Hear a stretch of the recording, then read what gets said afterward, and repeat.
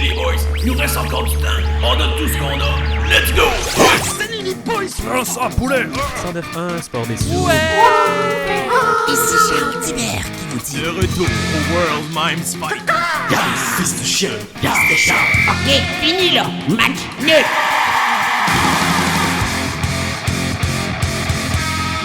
What's up les nuls et bienvenue au Match Nul, le meilleur balado sportif que personne n'écoute. À l'épisode d'aujourd'hui, on va ressortir quelque chose qui a été enterré 2 fois plutôt qu'une, la XFL. Oui, je sais, c'est déjà recommencé, nos Battlehawks attisent les passions de leur fanbase au Québec. Et vous le savez, on se rapproche un peu plus de l'épisode 100, donc on vous ramène des éléments obscurs et ou oubliés de l'univers de Match Nul, c'est-à-dire notre passion pour une ligue de seconde classe de football américain avec une équipe portant un nom beaucoup trop épique pour les mortels. Sachez qu'on n'a pas lésiné sur les moyens de production pour vous préparer tout un segment sur la XFL. Let's go, on part le thème. Match nul 100%. Non. Match nul 200%. Non. Match nul X% de football de la XFL. Avec Guillaume Poliquin et Benjamin Veilleux. Quoi? Avec Benjamin Veilleux, le retour du génial Ben, l'enfant prodige.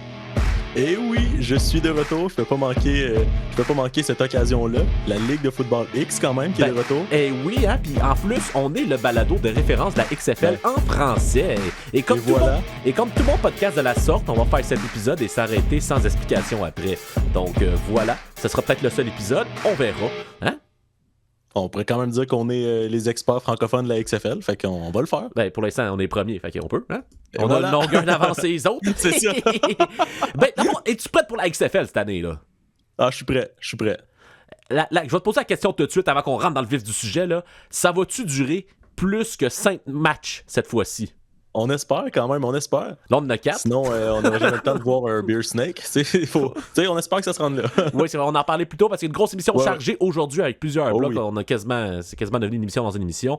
Donc, on va aller tout de suite avec un petit montage hype pour se préparer pour la XFL, même si ça fait 2 semaines qui sont passées. Là. Ben, nous, on est un peu en retard, mais c'est pas grave. Anyway, on veut vous hyper ça. T'es-tu prête, Ben? Oh, je suis prête, mais mets-moi dedans. The Ruts and the entire country, for that matter, are sick and tired of NFL suits telling us what we want. Now wake up! It's time to look at the enemy. Better believe in your mind, cause it's everything. You can mold, shape, find almost anything. All it takes is some time and some clarity to find your identity. It's mind over everything. Le football. Pas de soccer. Du vrai football. 3 lettres qui vont redéfinir le monde du football. Encore une fois. XXFL. La Ligue de football X. Tel un phénix tué par un 12 et coulé au fond d'un lac, on renaît de nos cendres.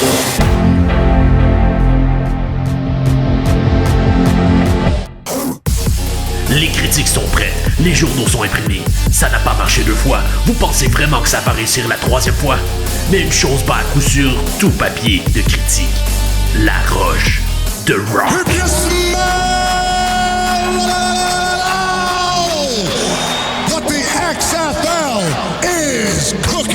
Oh, que ça sent bon!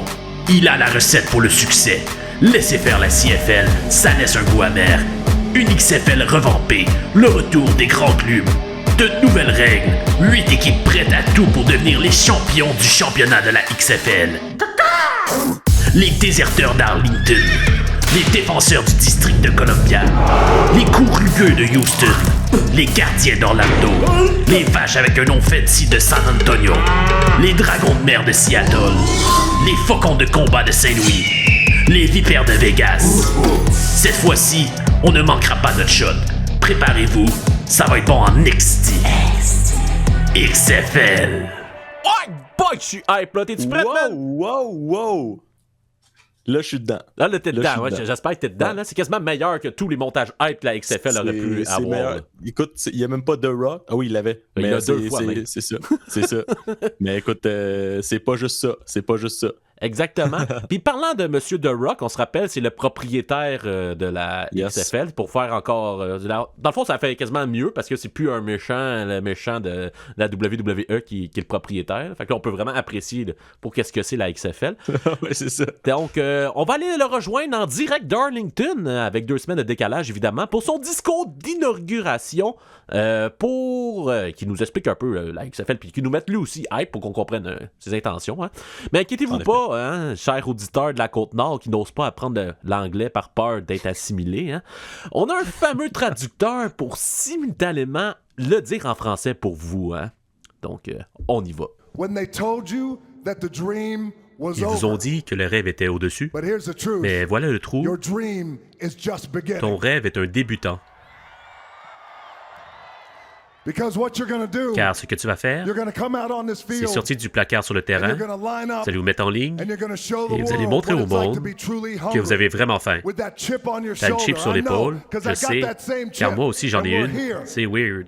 Because the X of the XFL Car le X de la XFL represents the intersection représente l'intersection of dreams and opportunity. fermée de rêve et au port de You l'unité. bring the dreams, Vous amenez le rêve, we brought the opportunity. on broute au port de Now l'unité. let's get to the game that we all Passons maintenant au jeu love de and why l'amour, we're here c'est pour ça today. qu'on est là. So I say this, Alors je dis, to all the players, tous les joueurs, to all the coaches, tous les coachs, and most of all, surtout, to all the fans, tous les fans prénommés Al, we say this nous disons ça with great gratitude en grattant and Ratatouille, humility en and an humiliant insane un level fou of excitement. avec excitation. I declare these Je words déclare des mots as we kick off our en season. cliquant pour fermer notre saison. XFL, XFL, let's ball out, baby! sors ta couille, bébé. Premier fait saillant, les Vipères de Vegas contre les déserteurs d'Arlington. Mon Dieu, je vais être pas capable de dire cette ville-là. Ben, qu'est-ce qui a retenu ton attention en tant qu'expert de la XFL? Écoute, pour moi, je pense que l'affaire qui a retenu mon attention en premier, je trouvais ça rafraîchissant de voir des joueurs de football qui avaient le droit de s'envoyer chier sur un terrain de football. Honnêtement, ça fait un petit bout que On oublie que c'est un peu ils ont plus le droit. l'esprit du football à C'est la ça. base. Hein? C'est ça. deux personnes Tu sais, tu contre. plaques un joueur à haute vitesse, le gars il est à terre, tu te relèves, tu passes par-dessus lui, puis tu l'envoies chier. C'est juste la normalité des choses. Exactement. Mais on La peut même pas faire chose ça dans qui la arrive NFL. quand on fait des accidents d'auto. Hein? Et voilà. On et sort voilà. l'auto puis on envoie chier l'autre. C'est comme ça. C'est comme ça. Non, mais tu sais, les joueurs sont craqués. Ta job, c'est d'empêcher l'autre de passer puis de le pitcher à terre. Faut que tu sois dedans. T'sais. Puis après que tu aies fait ça, ben, ils ont le réflexe des fois de se dire des mots pas doux. Puis dans la NFL, ils n'ont plus le droit de faire ça. C'est toujours des pénalités. Puis c'est honnêtement les pires pénalités. C'est l'affaire la plus frustrante. Ah oui, t'as même pas le droit de faire de jouer. danse. C'est ça, t'as même pas le droit. Tu sais, des fois, mettons, tu fais un touchdown. Ben, c'est pas un mettons, podcast de la le- NFL. Hein? Tu en avais parlé de la NFL, là. C'est vrai. Écoute, c'est pas un podcast de la NFL. C'est un podcast de la Ligue de football X. Oui. Ou la Ligue de football des ex, qu'on Ouais. pourrait l'appeler, Ah, des ex de la peut-être. NFL. Mais on rentrera pas là-dedans. On rentre pas là-dedans. Mais ouais, fait que moi, j'ai trouvé ça rafraîchissant, cette partie-là. Sinon, on peut passer au prochain fait saillant. Je pense qu'on a assez dit là-dessus. Ah oui, je suis à l'écoute. Vas-y, là. Ok, Un autre joueur, chose qui a retenu mon attention. je peux t'animer ça si tu veux. Hein? Non, écoute, je suis parti. Vas-y. Je suis plus arrêtable. Non, mais une autre chose qui a retenu mon attention quand même, on a eu un peu de soccer sur le terrain de Ah oui? Explique-moi ça. football. Il y a un joueur qui s'est fait pousser. Là, pour ceux qui ne voient pas, donc Ouais. tout le monde, je Oui. fais des guillemets. Non, mais il y a un joueur qui a fait un petit... il s'est fait un peu accrocher par quelqu'un entre des jeux, puis il s'est comme pitché à terre pour essayer de faire semblant de tomber, ce qui était quand même très rigolo. On a un extrait audio. C'est... Wow. I mean, it's an A for. I mean, literally, 85 is trying to hold on to him, not letting him get thrown down to the ground. Quand même assez audacieux d'essayer de Oui, c'est se audacieux. pitcher par terre. Oui. Quand tu es dans une ligue où tous les jeux sont regardés à la reprise vidéo et le coach adverse a le droit de challenge n'importe quelle décision de l'arbitre à n'importe quand sur le jeu, puis toi tu fais semblant de tomber. Ouais. Mais tu sais, Audacieux. c'est ça. Mais moi, je vais te parler, parce que je vais aussi dire des affaires. Là. Faut que je te parle de, je trouve... on va parler du match en tant que tel, là, parce que tu parles juste des petites affaires qui sont passées Ouais, dans non. le match. Et moi, je vais On va parler aller- on va aller au vrai sujet, là. Oui, c'est ça. Du vrai sujet. Moi, te le dire, les chandails des Renegades, ils sont beaux. Je pense que c'est Ouais. les plus beaux. Ouais, je pense que c'est top 1 dans la ligue. Top 1 dans la ligue. Excuse-moi, j'ai dit Renegade déserteur, désolé, on oublie qu'on est en français. Excuse. Hey, Désolé. faut pas oublier qu'on est le diffuseur, pas le diffuseur, mais le podcast officiel en francophone. Non officiel. La Ligue de football Officiellement autonomé, proclamé. Là. Donc, ben regarde, quand il y en aura un autre, on commencera on se à battra. essayer de c'est ça. de prendre la vraie. La stats du match, mon cher Ben. La stats du match. Alors, on a le carrière Luis Perez, le carrière des Vipers de Vegas, qui était sur une bonne voie pour être un des meilleurs joueurs du match, honnêtement, avant de lancer 2 interceptions ramenées pour des touchés, tout au 3e quart. 12 points dans une défaite de 22-20 accordée à l'autre équipe comme ça. Ça a été un peu le point tournant de la rencontre, je dirais. Deuxième match, les Gardiens d'Orlando contre les Courugeux de Houston. Qu'est-ce qui s'est passé ici? On va se le dire, on a un MVP du match et de la fin de semaine. Je te laisse nous l'expliquer. En effet, MVP du match et de la fin de semaine par le fait même, le Command Center, qu'on pourrait appeler le centre de commandement. Ouais, c'est quelque chose pas comme mal ça. de ça. Hein? Ouais. C'est pas mal de ça. Dans le fond, c'est que tous les jeux sont revus à la reprise vidéo et le centre de commandement peut appeler l'arbitre pour dire comme ça, c'est pas comme ça, on va changer la décision, ou l'arbitre peut appeler le centre de commandement pour demander est-ce que c'est la bonne décision. Et on le voit en live, on a une caméra, on a un micro sur la personne qui prend la décision, on voit qu'est-ce qu'il regarde dans son écran, on entend tout ce qu'il dit à l'arbitre. Fait qu'on est vraiment plus conscient tout le long au lieu d'avoir des commentateurs qui se parlent. Puis moi, je pense qu'ils sont en train de regarder ça. On va appeler quelqu'un qui connaît l'arbitrage pour nous dire qu'est-ce qui se passe. On a les arbitres qui disent en live qu'est-ce qui se passe. Puis le commentateur parle même avec le commandeur du Command Center, en effet. en plus. Au lieu d'avoir un expert d'arbitrage qui vient sur le broadcast, c'est le gars qui est sur le broadcast. c'est ça, c'est quand même pas pire. Fait que c'est assez transparent à ce niveau-là. Ouais. Donc, gros highlight, gros MVP du match pour ça. Sur ce, oui. allons-y pour parler du botch call qu'il y a eu sur le premier touché, qui aurait dû être une interception, en fait. On va se le dire. Hein? Qu'on se le dise. Donc, en fait, c'est ça. C'est que c'est 2 joueurs qui ont comme attrapé le ballon à peu près en même temps. Un joueur de la défense et un joueur d'attaque dans la zone début. Mais c'était pas. Tu sais, quand tu regardes la reprise vidéo, c'est vraiment le joueur de défense. Le défenseur l'a attrapé. Puis l'autre il a sauté dessus. C'est ça, l'autre l'a attrapé. C'est ça. Mais là, sur le terrain, ça a été nommé un touché. Ils ont dit que c'était un touché sur le terrain. Fait qu'à la reprise vidéo, ils ont dit qu'il n'y avait pas d'angle qui montrait assez qu'est-ce qui s'était vraiment passé pour contredire ce qui s'était passé sur le terrain. Donc, malgré. Nous, à vitesse réelle, c'était assez évident. C'est ça. Ouais, à vitesse réelle. C'est vraiment la décision sur le terrain qui était weird parce que ouais. C'est comme tout le monde qui regardait la game, tu fais comme oh, interception, puis là, l'arbitre qui lève ses bras, c'est comme hein? Donc la morale de l'histoire, Ben, hein, c'est même si on a un command center avec qui on peut entendre, ça veut pas dire qu'on a des bons arbitres. Non, c'est ça.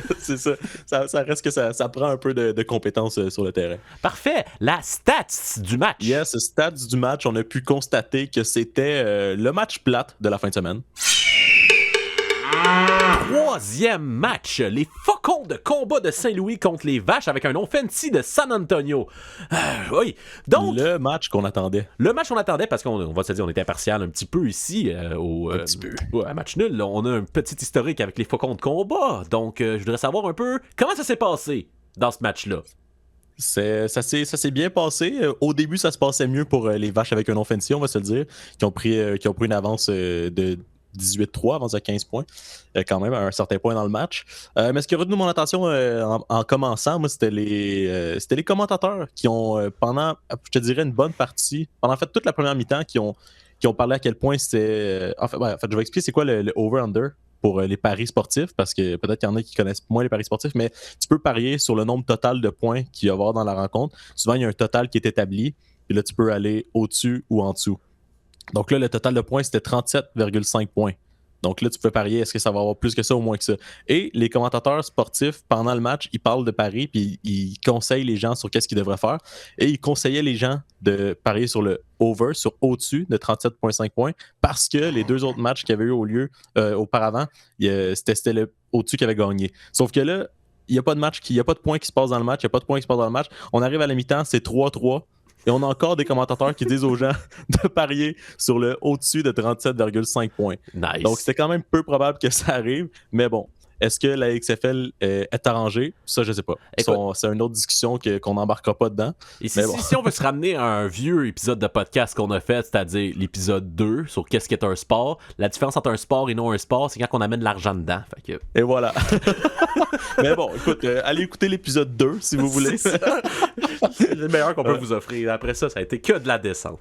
Donc... C'est ça. Bref, fait que ça, c'était ce que j'ai retenu avec les commentateurs. Sinon, on a eu un bel extrait d'un commentateur qui a défait Tony Romo, ancien carrière des Cowboys de Dallas. Also, by my math, you've got a Romo playing football in Texas in February.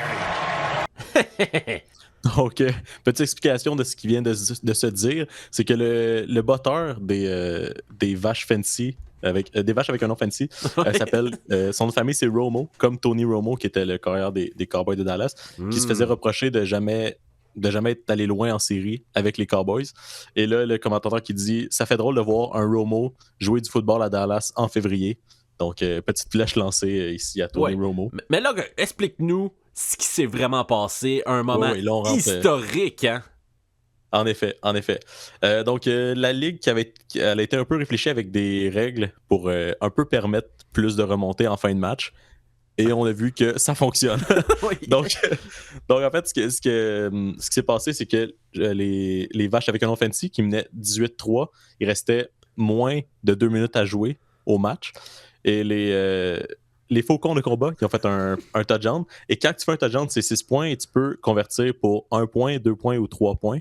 Fait que c'est des tentatives que tu peux faire. Et là, ils ont fait une tentative de 3 points qui est réussie. Donc là, ils font 9 points. C'est rendu 18-12. Et là, pour avoir le ballon, dans une autre ligue de football qu'on nomme pas, ce qu'il faut faire... on va nommer cette ligue-là la Ligue X. La Ligue X, c'est ça? Alors, dans la Ligue X, dont on ne doit pas prononcer le nom, il y a ce qu'on appelle des... comment on appelle ça? Des onside kicks en français? Des bottées à l'intérieur. Oh, c'est ça. Botter court, je pense. Mais dans le fond, c'est que au lieu de botter le ballon à l'autre équipe, tu le fais plus proche de toi et tu essaies d'aller le récupérer. Les chances de ça que ça arrive, c'est très faible. Ouais, tu fais exprès de manquer ton botté dans le fond pour que ça touche quelqu'un pour le pogner. T'espères que quelqu'un manque de l'attraper puis là tu peux le prendre. Fait que c'est comme un jeu qui arrive vraiment pas souvent. Mais dans la XFL? Dans la XFL, là, ce que tu as le droit de faire au lieu de faire un botté, c'est que tu as le droit d'essayer un 4e essai et 15 à ta ligne de 25. Si tu l'as, tu continues. Si tu le manques, les joueurs ils vont reprendre le ballon ou t'as arrêté. Donc, tu as un essai. Donc là, les faucons de combat, ils ont essayé ça. Ils ont réussi. Et là, ils sont retournés marquer un autre touché pour la victoire. Donc, en dedans de moins de 2 minutes, ils ont finalement gagné le match. Ouais. Et marqué dans une remontée spectaculaire. C'est ça. Donc, finalement, c'est ça. Ça montre que si tu as une pas pire défense qui est capable de te garder dans le match, tu as juste besoin de 2 minutes pour gagner dans la XFL. C'est possible. Puis ce qui nous amène à nous poser une question. C'est-à-dire, une question assez importante. A.J. McCarron, le corps arrière des Faucons de combat de Saint-Louis, est le Tom Brady de la XFL? Ben, c'est une question qui se pose quand on voit que tu fais rien de bon pendant 58 minutes, mais finalement tu gagnes et tu as tout le crédit pour la victoire. Écoute, peut-être. Pour l'instant, c'est le seul qu'on peut désigner de la sorte. Hein? Et voilà. Parce qu'on se dit, c'est quand même la plus grande remontée de la 3e histoire de la XFL. En effet, c'était quelque chose de spectaculaire. Exact. La stats du match. Yes. La stats qui m'amène aussi au fait, est-ce que A.J. McCarron est le Tom Brady de la XFL? La stats du match est 1. Une seule pénalité décernée pour rudesse sur le corps. Ouais. Dans les 4 matchs qu'il y a eu dans la XFL en fin de semaine. Et cette pénalité-là, elle a aidé A.J. McCarron des Battlehawks pendant la remontée. Donc, beaucoup de gens qui accusent la Ligue X d'avoir des arbitres qui aident Tom Brady souvent. Est-ce que les arbitres ont ici dans la Ligue X de football? C'est mélangeant les deux Ligues X. Bref. Il aurait fallu trouver une autre variable. On va peut-être l'appeler Y. Anyway, bref, tout ça pour dire peut-être qu'A.J. McCarron c'est le prochain Tom Brady, on sait pas. Dernier affrontement de la fin de semaine et non le moindre, les Dragons de mer de Seattle contre les défenseurs du district de Columbia. Oh oui, certainement le match le plus intéressant à suivre. Pas nécessairement pour le jeu qui se passait sur le terrain, mais bref, on y revient, on revient. Première chose qui a retenu mon attention, coordonnateur défensif des Defenders, c'est le gars du Bounty Gate dans la Ligue X. Oui. Donc, dans la ligue dont il ne faut prononcer le nom. Donc, en fait, le Bounty Gate, j'explique en gros c'était quoi, c'était les Saints de la Nouvelle-Orléans qui avaient comme pendant les séries, en fait, pendant les saisons de 2009 à 2011, il y avait une espèce de pool entre les joueurs de la défense que si les joueurs ils blessaient un joueur de l'autre équipe, ils recevaient un bonus. Ça avait été organisé par le coordonnateur défensif des Saints à l'époque, qui était Greg Williams, qui est maintenant coordonnateur défensif des Defenders. Donc, le gars est suspendu de la NFL indéfiniment, mais là, je pense plus qu'il est suspendu, mais il sera juste plus engagé. Mais là, il s'est trouvé une job pour les Defenders dans la XFL. Et fun fact, le gars s'est fait un petit peu roaster sur Twitter pendant le match parce qu'il est trop habitué à la NFL. Il se cachait la bouche avec sa feuille de jeu quand il nommait ses jeux, mais il était miké. Bel essai. Ouais. Mais ceci étant dit, c'est pas ça le plus intéressant qui s'est passé dans ce match-là. Non, parce qu'il faut se le dire. Je vais prendre le relais pour juste Vas-y. première partie. Là. Les défenseurs du District de Columbia étaient reconnus dans la première deuxième édition de la XFL. Le premier retour, on va l'appeler comme ça. Le premier retour de la XFL. Il avait commencé à faire des beer snakes. Et qu'est-ce que c'est un beer snake? Ben, d'abord, pour notre francophone qui habite sur la côte nord, c'est un serpent de bière.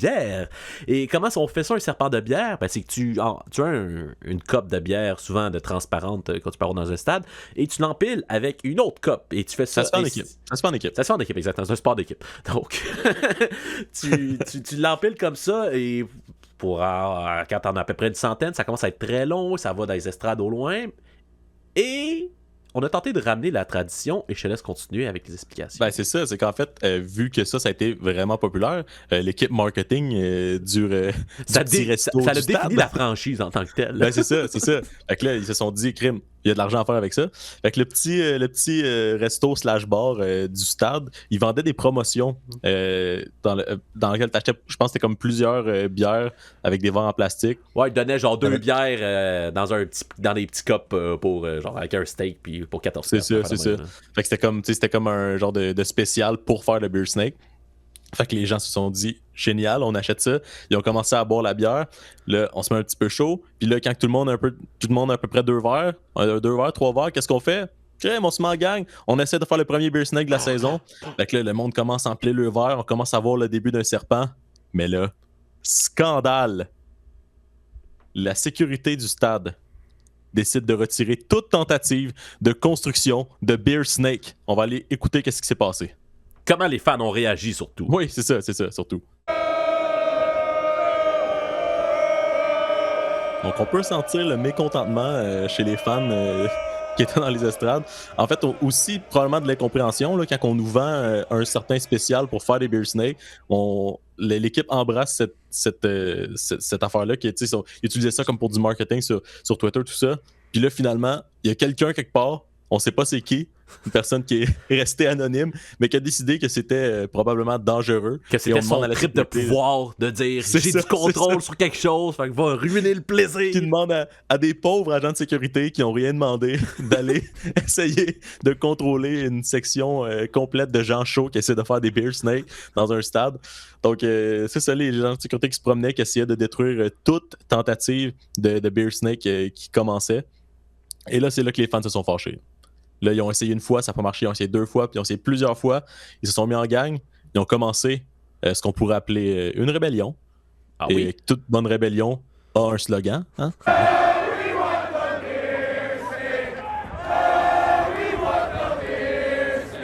Et oui, donc les gens se sont mis ensemble pour chanter On veut un beer snake ou le beer snake. En tout cas, il y a une petite chanson slogan. Ils ont chanté ça pendant un bout. Et puis là, ça marchait toujours pas, après, je suppose. Hein? Ça marchait toujours pas, non, parce que la chanson, ça n'a pas marché. Les paroles qu'on sait, hein, une belle parole, belle chanson de paix, ça ne marche jamais devant les autorités. C'est ça. Tu t'es averti, hey, on va faire ça dans la paix. Ouais. Est-ce que vous acceptez? Là, ils ont refusé. Donc, c'est là qu'ils se sont fâchés. Ah oui? Et là, ça a commencé à faire des mesures plus drastiques, plus radicales. On a commencé à lancer des citrons sur le terrain. Des citrons. Fait que les partisans, eux, il y avait des citrons sur eux, là? Et oui, il y avait des citrons sur eux. Il y avait des citrons sur eux. Parce que dans la promotion. C'est d'un coup que le Beer Snake marche pas, on va amener des citrons. C'est ça. Ils avaient tout amené leur caisse de citrons. Non, mais c'est ça, c'est que la joke, c'est que les citrons faisaient partie de la promotion. Des drinks qui venaient pour le Beer Snake. Donc, il y avait des citrons dans les drinks, puis là, le monde pognait le citron, et les pitchait sur le terrain. C'est quand même pas pire. Donc, c'est quand même une bonne idée, c'est quand même très en lien avec ce qu'ils essayaient de revendiquer. Ça, c'est de la promotion. Hein? C'est ça. Puis aussi, c'est une façon, parce que là, tout ça, ça se passait au stade, mais si tu n'étais pas sur Twitter, tu le savais tu faisais juste regarder le match, ça paraissait pas. Les commentateurs, ils en parlaient pas, ils essayaient de cacher un peu qu'est-ce qui se passait. Mais là, il y a un moment donné qu'ils n'ont pas le choix d'en parler, tu sais. Lemons are coming on the field. So, what this crew is upset about, you see in the back of the end zone right there, is they have a tradition here amongst Defenders fans. And that is, they make a beer cup snake out of their empty beer cups. And the stadium security took it away from them, so now the fans are revolting. It looks like it's lemons. So in a revolt, the fans are throwing lemons. Yep. The referees are clearing the players off the field for player safety. The fans say, give us our beer snake back and we'll stop throwing lemons. I think it's a small ask. We're in a stalemate here. I really do. Who's gonna fold? Who's got the power to give the fans their beer snake back? Hey, ça, c'est une vraie bonne question, Ben. C'est qui a le pouvoir, hein? Qui a le pouvoir? Quand on sait même pas c'est qui a empêché le Beer Snake, hein? Je sais pas c'est qui peut le ramener. Mais oui, donc c'est ça, trop de citrons sur le terrain, le match doit être arrêté par les arbitres parce que ça fonctionne plus, les tasses, les joueurs, ils ramassent des citrons et là c'est là que les commentateurs se demandent qu'est-ce qui se passe, qui a le pouvoir de ramener le Beer Snake. Et puis là, quelques jeux plus tard. 3rd and 16, here comes the pressure, intercepted! Michael Joseph with the pick six and the flip. Interception, ramené pour un toucher. La foule est en délai. Ben oui, dans la zone début, justement, où il y a la section des fans qui font des Beer Snakes. Et fait que là, les gens commencent à pitcher leur bière partout dans la section. C'était il y avait une pluie de bière. C'était malade. On avait l'impression que de voir un match de foot ou de soccer, en tout cas, avec des ultras, là, c'était l'ambiance, l'ambiance, elle avait l'air... C'est la meilleure façon de passer ton dimanche soir, si tu cherches quoi faire le dimanche. Va au district de Columbia voir les défenseurs. Ça avait l'air tout un party. Je pense pas qu'il y ait du monde sorti de là à jeun. No. Donc finalement, après tout ça, après les citrons, après les plusieurs tentatives, la sécurité, c'est quand même juste des employés du stade. À un moment donné, ils ont décidé qu'ils étaient tannés, ils ont abandonné. Puis là, finalement, il y a eu un Beer Snake dans les dernières minutes du match. Let's go! Ça, c'est Let's go! Bon. Oui. Donc, écoute, la stat du match, c'est que la rébellion, elle a fonctionné. Pouvoir au peuple! Oh oui! Donc oui, c'était quand même le highlight de la fin de semaine, cette game-là. C'était bon que ce soit la dernière aussi. Donc ça a bien fini la première semaine de la XFL. Puis on espère que ce soit aussi on se pense que ce soit réglé pour la prochaine semaine, hein? Là, on enregistre sans avoir écouté la deuxième semaine, là, mais c'est ça. Mais tu sais, je pense que les citrons... ça se peut qu'ils en vendent plus d'un verre là-bas. Ils vont trouver un autre moyen. Parce que c'est ça. Non, mais parce que même si c'est pas pour ça, tu sais, c'est peut-être une nouvelle chose populaire qui va commencer dans ce stade-là. Mm-hmm. Ah ouais, on n'est pas content, on pitch des citrons. Il y a eu de l'idée qui s'est développée là-bas. Fait que finalement, juste pour empêcher un serpent de verre en plastique, on a peut-être créé un autre monstre. C'est ça. Puis on s'entend que probablement sans ça, les défenseurs ne gagnent pas. Non, probablement. Non, c'est sûr que ça a mis l'ambiance dans le stade. Là. Puis, tu sais, quand il y a eu la première interception ramenée pour un toucher, les joueurs ont fait comme OK, les fans sont contents. Eux, c'était-tu pour les citrons ou pour le touchdown? On sait pas pourquoi ils célébraient. Ouais. Mais ça a quand même donné de l'énergie. Bon, là, c'est le temps d'amener notre expert en XFL et tout, et on va l'accueillir promptement avec son thème. Il va nous jaser de ça. On peut dire que c'est comme un coach corner, mais c'est pas ça. J'ai fait mes recherches. Un sport violent, ça c'est un vrai sport. J'ai déjà fait de la corde à danse. Il faut que je choisisse mes mots correctement. C'est un calice de jeu de balle. La chronique où on ne met pas de gants blancs. Soyez d'accord avec lui, ou va te faire foutre. Et qui de mieux que notre expert en leadership et membre unique de notre département marketing pour venir nous donner ses opinions tranchées sur le monde de la XFL, Maxime Poliquin. Ben oui. Ben oui, hein. Alors, monsieur Maxime Poliquin, de quoi tu veux nous jaser aujourd'hui? On a eu des grosses nouvelles dans la XFL. Ah oui? La XFL revient, ça c'est encore cette vieille nouvelle, mais je trouve une excellente nouvelle. Mais bref, avec le retour de la XFL, plusieurs équipes ont décidé de changer leur image. Ouais. Une bonne chose, parce qu'un renouveau, un nouveau début, ça donne la chance de se rendre beau puis de se montrer en être plus beau au monde. Ce qui est bien aussi. Ouais. Un rebrand, exactement, pour pas dire le mot tant haï par les les supporters de l'Impact. Mais donc, on a eu 4 équipes qui ont changé de logo et de... En fait, pas toutes les équipes ont changé de logo. Même. On s'est updaté un peu, mais 4 équipes ont vraiment changé. Donc, il y a eu les Renegades de Dallas, qu'eux, ils ont déménagé à Arlington. Ben oui. Puis, leur nouveau logo, un peu plate, c'est un R. Ah ouais? Un peu stylisé. Ça me dit pas grand. Je regarde ça, puis c'est un peu de l'art moderne. Je trouve ça un peu plate comme logo. Il aurait pu en mettre un peu plus, tu sais. Okay. Après ça, on peut checker aussi les Defenders de DC. Eux, ils n'ont pas déménagé. Ben, c'est un D. OK. C'est ordinaire, ça aussi, tu sais. Les Roughnecks, excusez, pas les Rough Riders, ça c'est la CFL. Les Roughnecks de Houston, c'est quoi leur logo? Un H. Un H? Ben c'est un H, hostie. Okay. Puis après ça, il y a quoi? Il y a les Vipers. Ouais. De où? Ben de Vegas. Eux, ils ont déménagé. Ben okay. Oui, avant les Vipers, ils étaient à Tampa Bay. Ouais. C'est quoi leur logo?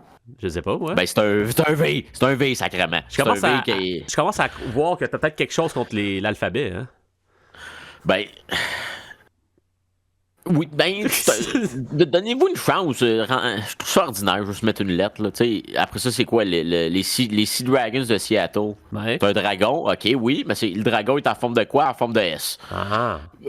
Point pour l'originalité. Il y a un dragon. Ouais. Mais... Un dragon de mer. C'est un dragon. Ben, il crache du feu. Ouais. S'il cracherait du feu dans l'eau, ce serait un peu ordinaire. Mais c'est un S au final. En tout cas, les grands gagnants de tout ça, ça reste les Battlehawks parce qu'eux, ils n'ont pas rebrandé. Parce qu'il y a d'autres équipes qui ont fait le rebrand. Il y a les Guardians. Les Guardians, eux, leur logo, c'est bien. Ouais. Leur logo, c'est un beau minou. C'est un beau minou? Ben, un gros minou qui va t'arracher à la face, puis il y a des petits contours verts. Les couleurs sont bien. J'aime bien la palette. Ah oui, puis pour finir. Ouais. Les Brahmas de San Antonio. Ouais, les Brahmas, oui. Ben, je sais pas comment tu prononces ça. Moi, je suis pas un expert sur la prononciation, je suis un expert sur le marketing. Ouais, on a expliqué tantôt, c'était quoi? En gros, c'est le nom d'une vache, les Brahmas. Voilà. Qu'est-ce qui gagne? Pas des lettres, des animaux, puis des épées. Surtout des épées. Battlehawks qui ont compris. C'est cool, les épées, ça tue du monde. Non, mais tu fais pas du monde avec. Dans le temps, ils le faisaient, là, de nos jours, c'est beaucoup plus moderne, puis c'est beaucoup moins personnel qu'une épée. Mais bref. Fait que le taureau, la vache, c'est un peu minimaliste, mais souvent, c'est dans les plus petites idées qu'il y a les meilleures idées. Bon, ben merci, Maxime, pour ton va te faire foot. Ça me fait plaisir. Puis en passant, va te faire foot. Ce segment Bet69.net vous est présenté par Bet69.net. Bet69.net. Faites-vous plaisir en nous enrichissant. Segment Paris sportif. Bet69.net. Mon cher Ben, vas-y. Eh oui, écoute, les sites de paris sportifs vont pas manquer une occasion de faire de l'argent. Donc, avant même la première semaine de la Ligue de football X, on avait sorti des odds, des probabilités des équipes de gagner le championnat de la Ligue de football X. Donc, on avait déjà des équipes qui étaient favorites. On pouvait déjà parier sur qui allait gagner avant même qu'on voit un premier match, qu'on sache qui est bon. Donc, pour les chanceux qui avaient parié sur les coups rugueux de Houston, qui étaient les bons derniers à plus 750, eh bien maintenant, ils sont favoris à 4,72. Oh, donc, okay, des meilleurs odds bon, si jamais ils gagnent. Ouais. C'est un méchant bon. Donc, je vous souhaite d'avoir parié ça avant, mais là, il est trop tard. Fait que, c'est ça. C'est ça. Excellente analyse, merci. C'est pour ça que tu es l'expert en analyse. C'est pour ça qu'on m'a placé ici, en effet. Merci Ben d'avoir été là, puis on se retrouve, je sais pas moi, peut-être l'épisode 100, peut-être, on sait pas. Peut-être ou peut-être le 4e retour de la XFL. On verra. Fait que, tu voyez, il vient d'annoncer officiellement que cet épisode de XFL ne reviendra pas pour chacun des semaines. C'est bon. Mais merci Ben! En attendant, ça fait plaisir. On s'en va à une petite pause et au retour, d'autres affaires. Bonjour, ici Paul Bilodeau Junior, propriétaire du Premier Arrivé, le seul resto-bar sportif dans toute la Mauricie. T'es du genre lefto pis un fan de sport? Viens déguster nos fameux 2 œufs tournés pizza-ghetti avec une bonne course light frette. De quoi partir ta journée sur le piton. On ouvre à 4h du matin, donc ça vous donne juste assez de temps pour finir votre consommation à votre bar du coin et de vous rendre ici, au premier arrivé. Que ce soit du tennis, un Grand Prix de Formule 1 en dormant ou un match de soccer joué en après-midi en Europe, vous ne manquerez rien de l'action dans une ambiance festive avec du sport sur nos télés de 40 pouces éparpillés un peu partout. On passe même les matchs diffusés la veille. Yes! Les Alouettes ont gagné, esti! Hey, merci de me spoiler la section sport du journal, Taouin! Premier arrivé, le seul et donc le meilleur resto-bar sportif déjeuner dans toute la Mauricie. Venez en grand nombre, puis amenez votre change. On a une fontaine à vœux avec un poisson qui fait des prédictions dedans. On arrive à votre segment préféré, le Canadien en 5 minutes. Ce fameux segment mercantile où on est autant pertinent que vos stations de radio ou de télé préférées. Oui, je sais, c'est weird que j'introduis le Canadien en 5 minutes, mais là, il faut que je vous explique ce qui va se passer avant de partir le thème parce que, tu sais, ça dure juste 5 minutes. Donc, dans le but que les Canadiens deviennent la plus meilleure équipe au monde et gagnent la Coupe Stanley prochainement, on a demandé à l'intelligence artificielle, ChatGPT, de nous expliquer en détail comment gagner la Coupe Stanley. Avec ces informations, on va devenir imbattable. Ici, au match nul, on ose faire différent. Puis le Canadien là-dedans. Des sujets originaux qui couvrent tous les sports. Ouais, mais les Canadiens... On parle de ce qu'on ne parle pas ailleurs. Ah, fait que pas de Canadiens. Match nul, la balado. Mais ils vont aussi faire série. OK, on a compris. Voici enfin le segment où on parle des Canadiens de Montréal en 5 minutes. Analyse, débat, opinion, discussion, confrontation, gestion d'entrée, ligue ouverte, ligue fermée, ligue orange, alouette. Non, pas d'Alouette, ni de club de foot, juste les Canadiens de Montréal. Le Canadien en 5 minutes. C'est là! ChatGPT, comment gagner la Coupe Stanley? Pour gagner la Coupe Stanley, il faut être la meilleure équipe de hockey sur glace de la LNH pendant la saison régulière et les séries éliminatoires. Les 16 meilleures équipes s'affrontent en séries éliminatoires jusqu'à ce qu'une équipe gagne les 4 rondes. D'accord, mais comment le Canadien peut remporter la Coupe Stanley? Pour que les Canadiens de Montréal remportent la Coupe Stanley, ils doivent avoir une combinaison de facteurs clés tels que du talent, de la stratégie, de l'effort collectif, de la santé et de la chance. OK, mais tout ça, ça reste théorique. Hein? En pratique, les Canadiens doivent faire quoi concrètement? Pour remporter la Coupe Stanley en pratique, les Canadiens peuvent faire les actions suivantes: construire une équipe forte, acquérir des joueurs talentueux par le biais du repêchage, des échanges, des signatures de joueurs libres, travailler durant l'entraînement, élaborer une stratégie gagnante. Quels joueurs talentueux les Canadiens peuvent acquérir pour construire une équipe forte capable de remporter la Coupe Stanley? Il est important de surveiller les nouvelles et les mouvements de la Ligue pour obtenir une idée des joueurs qui peuvent être disponibles pour les Canadiens. C'est une réponse facile, ça. Donne-moi au moins quelques noms de joueurs qui pourraient les aider. Je suis désolé pour ma réponse précédente. Toutefois, certains joueurs les plus talentueux de la Ligue peuvent potentiellement aider n'importe quelle équipe à remporter la Coupe Stanley, y compris Austin Matthews, Connor McDavid, Nathan MacKinnon, David Pastrnak et Brad Marchand. D'accord. Donc, quelle serait la stratégie optimale pour gagner la Coupe Stanley? Il n'y a pas de stratégie unique qui garantisse la Coupe Stanley. Cependant, pour maximiser les chances de succès, les équipes peuvent adopter certaines tactiques courantes qui ont fait leur preuve au fil des ans. Un jeu défensif solide, une attaque équilibrée, du travail d'équipe, de bonne gestion, de la rotation des joueurs et une mentalité de vainqueur. Ah, OK. Comment acquérir une mentalité de vainqueur? Acquérir une mentalité de vainqueur peut être un processus difficile et complexe, mais il y a plusieurs étapes qui peuvent aider. Croyance en soi, objectif clair, mentalité positive, gestion efficace des émotions, préparation mentale, équilibre de vie personnelle et sportive. Mettons que les Canadiens de Montréal sont pourris et derniers au classement. Mettons, là, on jase là. Qu'est-ce qu'ils devraient faire pour devenir une dynastie et gagner plusieurs Coupes Stanley comme dans le temps? Pour devenir une dynastie, les Canadiens auraient besoin de mettre en place une stratégie à long terme qui comprend les éléments suivants: développement du talent, gestion de la masse salariale, connaissance du marché, coach et personnel de direction compétent et mentalité de vainqueur. Oh, OK. Est-ce que le coach et le personnel de direction des Canadiens dans ce moment sont compétents? En tant que modèle d'IA, je n'ai pas accès aux informations sur les personnels en place en ce moment. De plus, la question de la compétence aux entraîneurs ou d'un personnel de direction est souvent mise à débat. Il est préférable de se concentrer sur le résultat et les performances de l'équipe pour déterminer leurs compétences. OK, mais si les Canadiens sont pas bons en ce moment, ça veut-tu dire que le coach puis le personnel de direction sont incompétents? Non, ce n'est pas nécessairement le cas.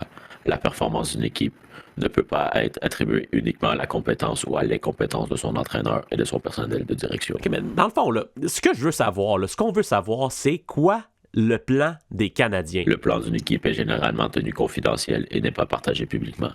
Il est préférable de suivre les déclarations officielles et les médias pour obtenir des informations sur les orientations et les stratégies de l'équipe. Ben là, qu'est-ce que je vais dire au monde qui écoute le podcast Match Nul? Ils s'attendent à avoir un plan de votre part. Je suis désolé pour la confusion. Je n'ai pas accès aux informations confidentielles sur les plans des équipes de hockey, y compris les Canadiens de Montréal. Tu n'aurais pas à la place quelques conseils plus précis que je pourrais donner via Twitter au DG des Canadiens? Bien sûr. Voici quelques conseils généraux. Recruter et conserver des joueurs talentueux. Développer une chimie d'équipe solide. Adopter une stratégie de jeu efficace.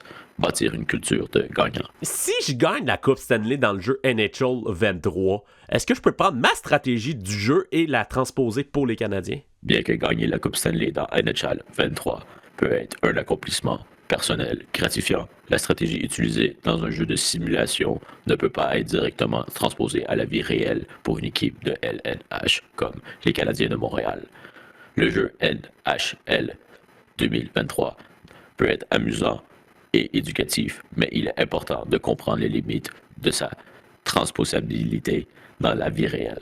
Ben là, comment ils vont faire pour la réussir à la gagner d'abord? Pour remporter la Coupe Stanley, une équipe de la LNH doit avoir un bon équilibre entre talent individuel, cohésion d'équipe. Tu l'as d'équipe. déjà dit, là, j'ai besoin d'une réponse concrète en une seule phrase sur les chances des Canadiens de Montréal de gagner leur prochaine Coupe Stanley. Je ne peux pas évaluer l'état actuel de l'équipe des Canadiens de Montréal, car mes connaissances sont limitées à 2021. Quand est-ce qu'ils pourront la gagner d'abord? En tant que modèle d'IA, je suis incapable de donner mon opinion personnelle ou de faire des prédictions sur l'avenir.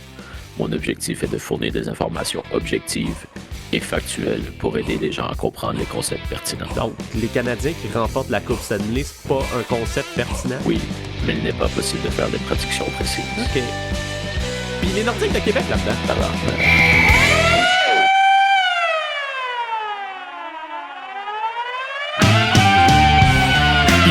De Québec là-dedans. Ça fait 5 minutes que tu parles, tu me laisses pas parler. Il serait temps qu'on parle d'eux un peu. Mais qu'est-ce que vous faites? Ouais, OK. Les Nordiques, en au moins une minute. Faillite de Bally Sport, diffuseur régional de 12 équipes de la Ligue, dont les Coyotes.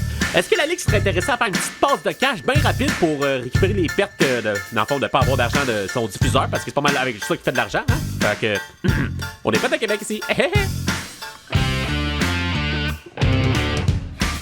Et c'est ce qui complète l'épisode 94 de Match Nul. Ouais, on a passé un peu trop de temps avec sa pelle, donc pas mal d'affaires qui ont pris le bord, mais c'est pas grave. On va ramener ça dans un épisode plus tard, et c'est déjà prêt, donc on me donne moins de temps, ou plus de temps pour préparer les affaires. Anyway, c'est tout pour aujourd'hui. On se revoit le mois prochain pour un autre épisode de Match Nul.